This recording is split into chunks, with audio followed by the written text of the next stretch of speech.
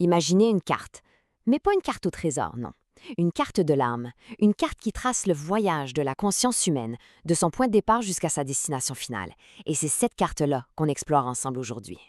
C'est une question assez vertigineuse quand on y pense. Est-ce qu'il pourrait exister un genre de plan directeur pour l'évolution spirituelle?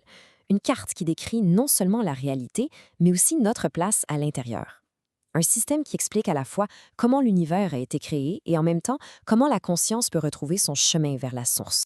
Eh bien, la réponse, c'est que oui, cette carte existe. C'est l'arbre de vie de la Kabbale. Il est composé de 10 sphères qu'on appelle les séphirotes. Pensez à ça comme des grandes destinations, des états d'être. Et pour voyager entre elles, il y a 22 sentiers. Et ces sentiers, c'est le voyage lui-même, les expériences, les leçons, bref, tout ce qui nous transforme. Ok, alors pour comprendre comment l'énergie bouge sur cette carte, il faut voir qu'il y a deux grands courants, deux dynamiques principales.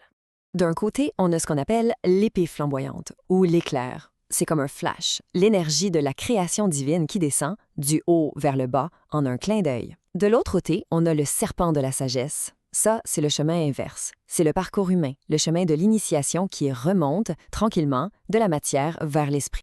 Et c'est ce chemin-là, celui du serpent, qu'on va suivre. C'est vraiment un voyage d'évolution, de transformation intérieure.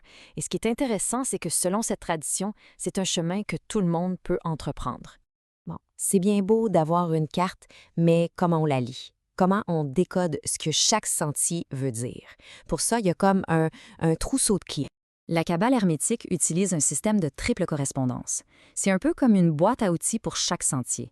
Premièrement, chaque sentier est lié à une lettre hébraïque, c'est sa vibration de base.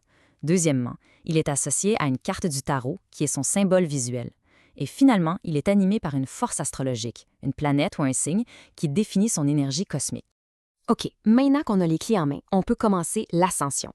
On va diviser ce voyage en 3 grandes étapes, en partant du bas de l'arbre pour monter jusqu'en haut. Alors, ces 3 étapes sont, d'abord, intégrer le soi. Ensuite, éveiller le cœur, le centre spirituel. Et, finalement, s'élever vers le divin. C'est tout un programme. Alors, on commence par le commencement, la première étape. Le voyage débute tout en bas de l'arbre. Et c'est là qu'il faut faire face à ses peurs, à ses illusions, et surtout aux murs que notre propre ego a construits.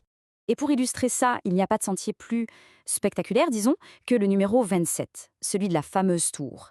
Il est associé à la lettre P, qui veut dire la bouche, et à l'énergie explosive de la planète Mars. Donc on a la parole, l'action, la rupture, tout ça en même temps.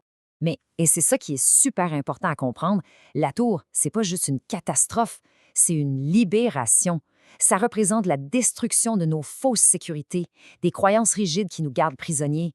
C'est un choc, c'est sûr, mais c'est le choc nécessaire pour pouvoir vraiment commencer à évoluer. Bon, une fois que les fondations de l'ego ont été un peu brassées, le voyage continue vers le cœur de l'arbre. C'est une sphère qui s'appelle Tiferet. C'est le centre de la beauté, de l'équilibre. C'est le cœur spirituel, là où réside le soi supérieur. Et pour arriver à ce centre, il faut trouver un équilibre entre 2 forces majeures.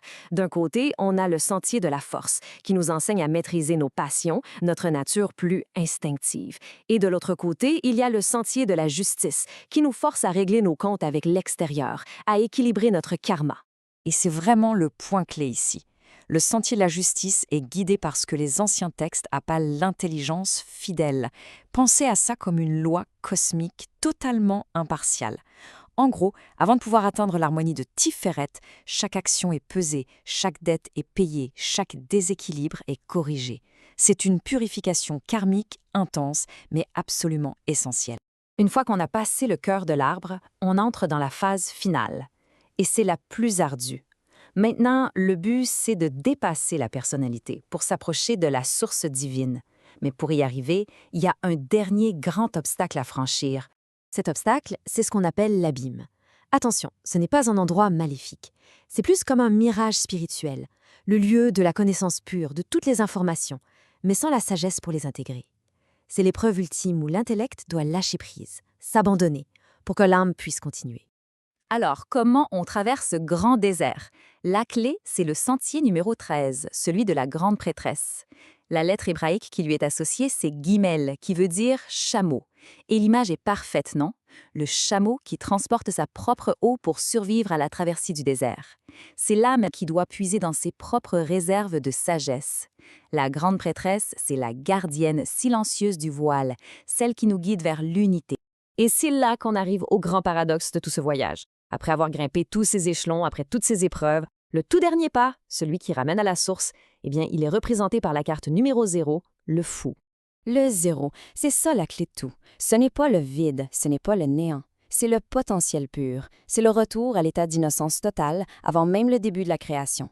À ce point-là, l'ascension est complétée. Le je individuel se dissout dans le grand tout. Le début et la fin ne font plus qu'un. Donc, pour résumer, tout ce voyage à travers les 22 sentiers, c'est un immense processus d'alchimie de l'âme. On part d'un sentiment de séparation, d'être un individu un peu perdu dans le monde matériel.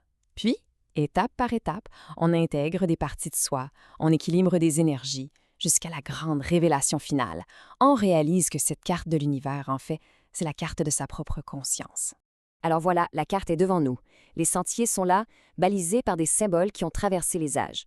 La seule question qui reste, c'est sur quel sentier notre propre conscience est-elle en train de marcher, ici et maintenant?